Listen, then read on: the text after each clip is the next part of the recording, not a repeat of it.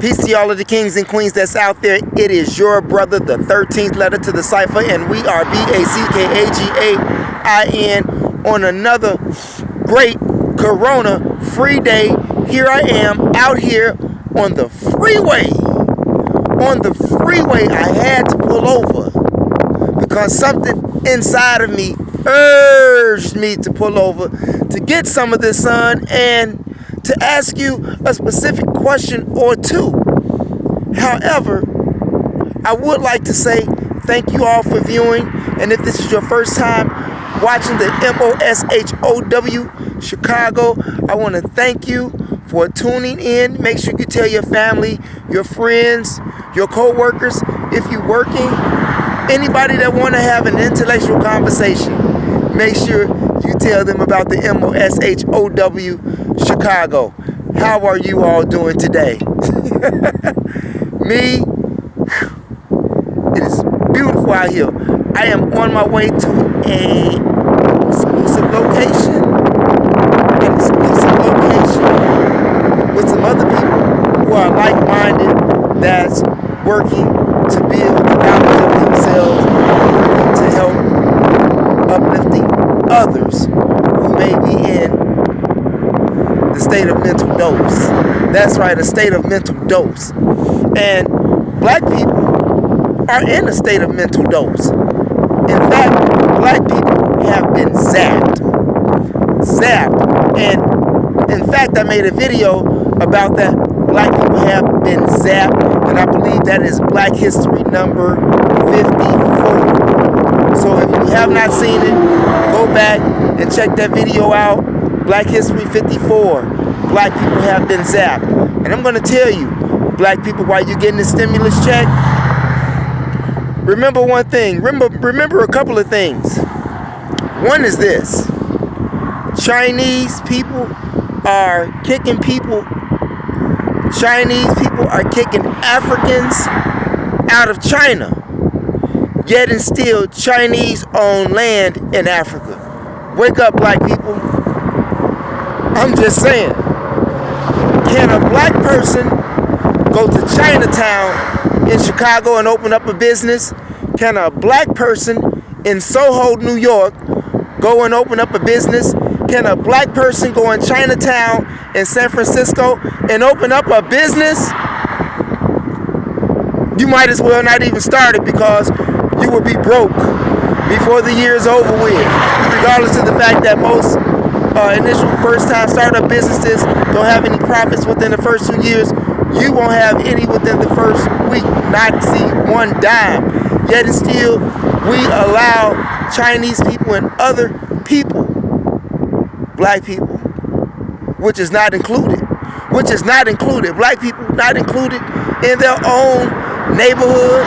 But getting back to the people whom we let come in and run businesses like Chinese, like Arabs, okay, some Polish people, Hispanics, and what do we have? We have nothing. We have neighborhoods, not a community, but a neighborhood, that which is a place where you eat and sleep. That's it.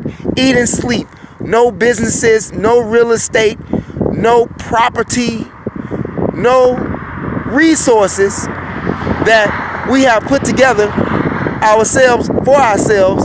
And we do have resources because economic resources, because we put over $1 trillion into this economy. That's just this economy. What about in other countries where black people are staying? I'm just saying, black people provide a lot of economic resources for a lot of people on this planet except themselves. I'm going to say that again. Black people provide economic resources for everybody on the planet except themselves. Actual facts. Oh, this wind is something else. This is actual facts. Sorry about the wind. Hope that you can deal with it because we are giving great, vital information out here for those who are tuning in.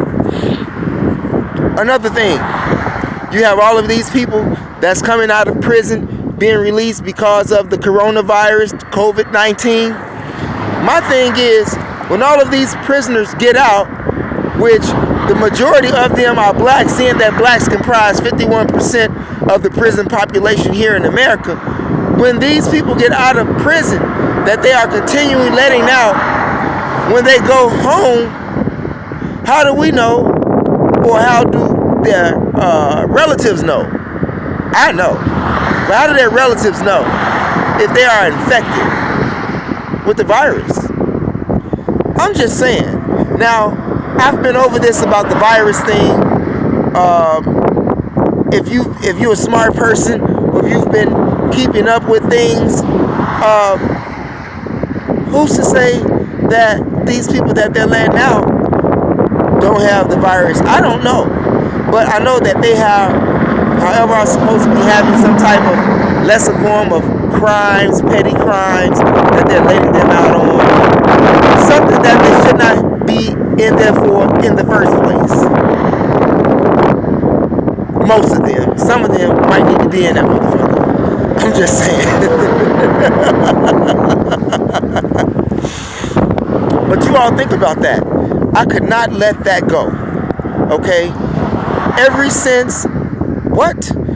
since Black Wall Street, we have been placed in structural poverty. Structural poverty.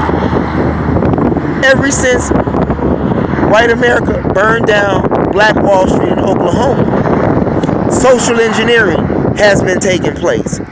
Gentrification has been taking place. And if you live in these major cities, white people are coming back for these cities, moving you out. Moving you out. Moving you out. Black people have had major cities in their possessions since the 60s.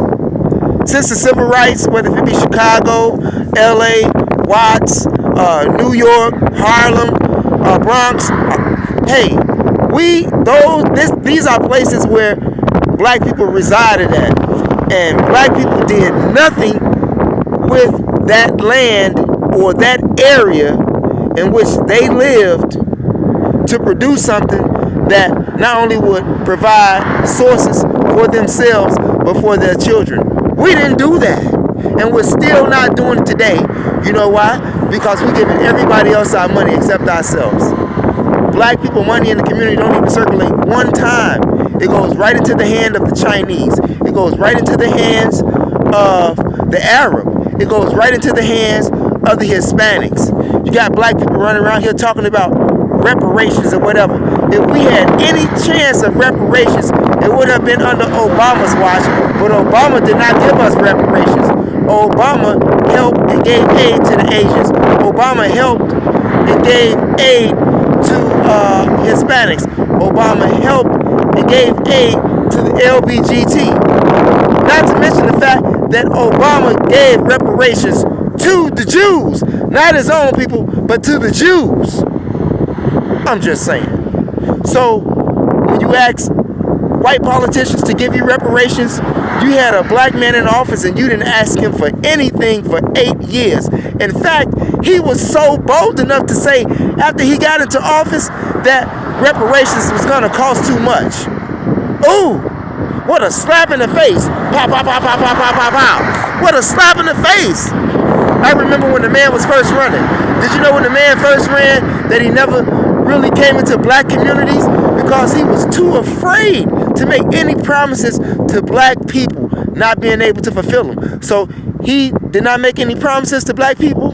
So he didn't have anything to fulfill. He wasn't obligated to do nothing for you. Why? Because you didn't ask him for nothing. And you allowed him to do what he wanted to do. Made executive orders to put you back in slavery, to put you in FEMA camps. This is what the man did, okay? And you sitting up there buck dancing, cooning, all on YouTube, all on Facebook, all on Instagram, cooning, clowning, and the world is exterminating our ass. Hey, I gotta get out of here. I've said a little bit too much already. I'm still supposed to be further on the road, but I'm here having a good time with you all, giving you all some great vital information if you don't know. If you do know, great. If you don't know, pass it along. By all means, if you like yourself, press that subscribe button. If you like yourself, press that subscribe button. If there was something that I said that provoked a thought in your brain, press that subscribe button. Press that like button. Press that share button. It would really help the channel out. Thank you all for watching. Stay away from the po-po. Don't drink and drive. Don't smoke weed in your car while you're driving. And have some respect for yourself.